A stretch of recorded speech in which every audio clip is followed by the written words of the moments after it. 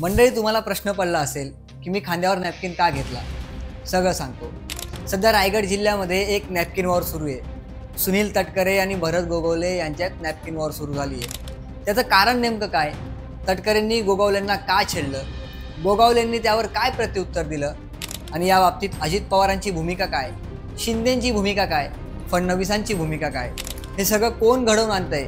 या नॅपकिन वॉरचं रूपांतर मोठ्या पॉलिटिकल वॉरमध्ये होणार का? गोगावले आणि तटकरे यांच्यातलं अंतर्गत राजकारण नेमकं काय समजून घेण्यासाठी हा व्हिडिओ शेवटपर्यंत पहा। नमस्कार, मी सागर, तुम्ही पाहताय प्युअर राजकारण।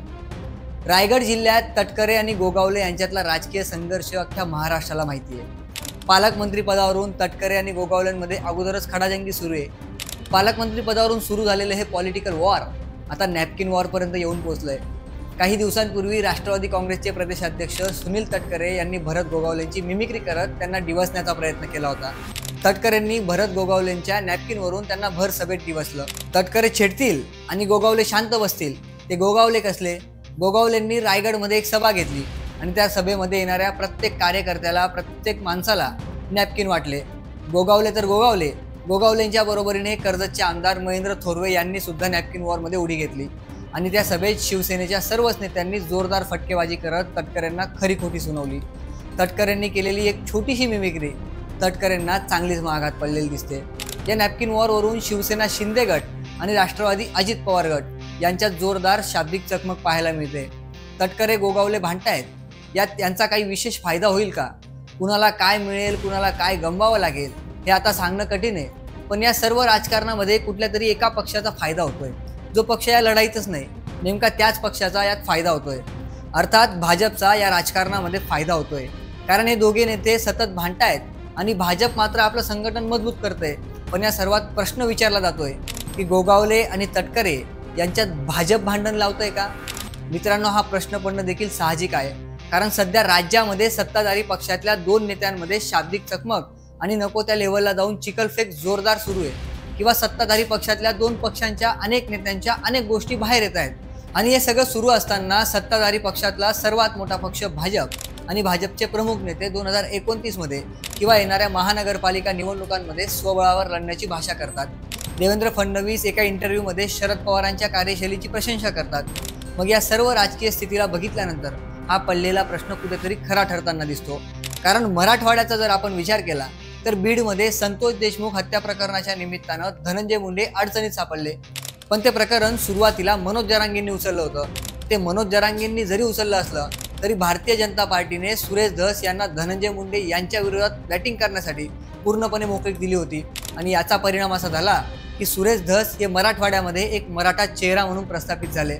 आणि ज्यावेळी सुरेश धस मराठा चेहरा म्हणून प्रस्थापित होतात त्यावेळी मनोज जरांगे पाटलांचं वेटेज आपोआप कमी होतं। हे झालं मराठा मतदारांच्या बाबतीत। दुसऱ्या बाजूला जो वंजारी समाज बीडमध्ये मोठ्या प्रमाणात आहे, त्या समाजाचं नेतृत्व करणारे धनंजय मुंडे जे राष्ट्रवादी काँग्रेस पक्षाचे नेते आहेत, त्यांना संतोष देशमुख प्रकरणाची झळ बसली। धनंजय मुंडेंना राजीनामा द्यावा लागतोय, म्हणजे धनंजय मुंडेंचं राजकीय महत्त्व कमी होतोय आणि धनंजय मुंडे यांचं राजकीय महत्त्व कमी होण्याचा अर्थ पंकजा मुंडे यांचं राजकीय महत्त्वात वाढ होणं हाच आहे। अर्थात संतोष देशमुख प्रकरणातून भारतीय जनता पार्टीने काही गोष्टी साध्य केल्या हे मात्र खरं आहे। बीडमध्ये मराठा समाजात सुरेश धसांच्या रूपानं आपला होल्ड कायम ठेवणं, धनंजय मुंडे यांचा राजीनामा घेऊन पंकजा मुंडे यांना सेफ करून वंजारी समाजाचा होल्ड काही अंशी स्वतःकडे ओढून घेण्यात सक्सेसफुल होणं आणि त्यानंतर अजित पवारांच्या मर्जीच्या विरोधात जाऊन छगन भुजबळांना मंत्रिमंडळात सामील करून राज्यातला मोठा ओबीसी वर्ग स्वतःच्या पाठीशी उभं करत भाजपनं मोठा राजकीय डाव साधला असल्याचं बोललं जात आहे। आता आपण बीडमधून संभाजीनगरला येऊ। छत्रपती संभाजीनगरचे पालकमंत्री असलेले संजय शिरसाट यांच्या रूपानं एकनाथ शिंदे यांची शिवसेना संभाजीनगरात बळकट होताना दिसत होती। तितक्यातच शिरसाट यांच्या मुलाचं प्रकरण बाहेर येतं, शिरसाटांच्या मुलाचं हॉटेलचं प्रकरण बाहेर येतं आणि या प्रकरणातून शिरसाट पूर्णपणे बॅकफूटवर गेलेले दिसतात। ऑलरेडी शिवसेना शिंदे गट आणि उद्धव ठाकरे गट यांच्यामध्ये खडाजंगी सुरू आहे।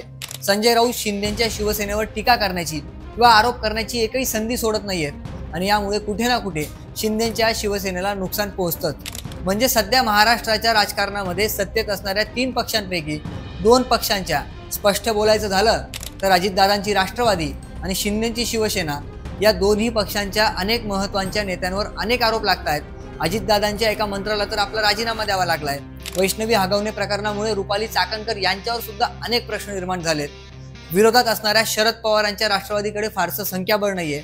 उद्धव ठाकरेंच्या शिवसेनेकडे सुद्धा विरोधी पक्ष नेतेपद मिळवण्या इतकं संख्याबळ नाहीये। थेट बोलायचं झालं तर भाजपने उद्धव ठाकरेंची शिवसेना आणि राज ठाकरेंची मनसे यांना जवळपास एकाच फ्रेममध्ये आणण्याचा प्रयत्न केलाय।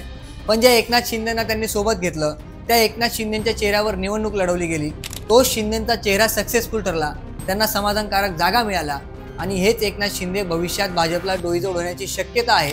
म्हणून भाजप अनेक प्रकारे एकनाथ शिंदेंची ब्रँड व्हॅल्यू कमी करण्याचा सतत प्रयत्न करतोय असं अनेक राजकीय जाणकारांचं मत आहे। तर दुसरीकडे लाडकी बहीण योजनेच्या निमित्ताने अजित पवार यांची देखील प्रतिमा राज्यामध्ये काही प्रमाणात वर आली होती। पण निवडणुकीनंतर घडलेल्या अनेक प्रकरणांमधून अजित पवारांच्या पक्षाला तर नुकसान झालंच, पण अजित पवारांच्या वैयक्तिक प्रतिमेला देखील त्या प्रकरणांचा फटका बसलेला आहे। अगदी माणिकराव कोकाटे यांची वादग्रस्त विधानं सुद्धा अजित पवारांना महागात पडली, हे स्वतः अजित पवारांनी कबूल केलंय। थोडक्यात काय तर भाजपला उद्धव ठाकरे यांचं महाराष्ट्रातल्या राजकारणातलं महत्त्व कमी करणं कठीण होतं। एकनाथ शिंदेंना हाताशी घेऊन त्यांनी ते केलं। भाजपला शरद पवारांचं राजकीय महत्त्व कमी करणं प्रचंड कठीण होतं। अजित पवारांना हाताशी घेऊन त्यांनी तेही केलं। पण आता ज्या एकनाथ शिंदे आणि अजित पवार यांना हाती घेतलं होतं त्यांचं महत्त्व महाराष्ट्रात वाढत असताना ते सुद्धा भाजप कमी करतंय का? भाजप एकनाथ शिंदे आणि अजित पवार यांचं पॉलिटिकल महत्त्व कमी करण्याचा प्रयत्न करतंय का? असे एक ना अनेक प्रश्न सध्या राजकीय वर्तुळातून विचारले जात आहेत।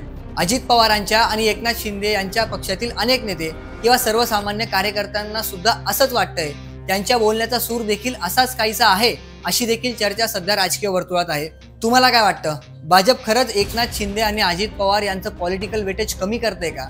कमेंट करून नक्की सांगा आणि प्युअर राजकारणला सबस्क्राईब करायला विसरू नका।